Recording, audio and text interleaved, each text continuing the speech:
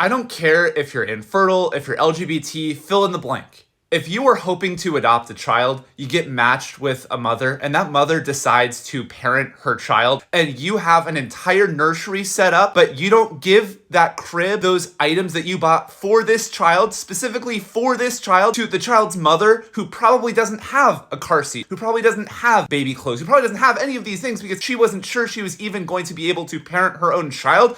You are not a good person. When you're buying a car seat or your friend is gifting you a stroller, these items are not for you. These items are for the child that you're expecting in your home. And if you aren't willing to give those items that were meant to go to this child, to the child and that child's mother, you didn't care about this kid at all in the first place. And this is really reflective of a larger issue in adoption because so many adopted people like myself grew up believing and being told that we're chosen, our adopters chose us. You were chosen. But in reality, we were just the next infant in line. Because when you buy or collect hundreds of dollars worth of items for a child that you're expecting to come into your life, but then that child's mother decides to parent, what you're really communicating when you keep all of those items is that those items were not for the child, those items were for you. The world really doesn't understand this, but when people are hoping to adopt, what they are hoping for is that a mother cannot parent her child. It is insane to me that people in the US still look at infant adoption as a form of altruism when the evidence is right in front of our faces. These people who are hoping to adopt will get hundreds, if not thousands of dollars worth of items for the child, a child that they're expecting in their home. And then when that child doesn't end up in their home and that mother, who probably doesn't have any of these things, chooses to parent, they don't give these items to the child and that child's mother. That is what I would refer to as selective altruism. We are not helping children. We are only helping children when we get to own said children. It really says a lot about the state of America that the second we see a vulnerable mother experiencing a crisis pregnancy, we will immediately buy the stroller, the car seat, the clothes, all the essentials that anyone could need for a baby. But those things are never offered to the mother.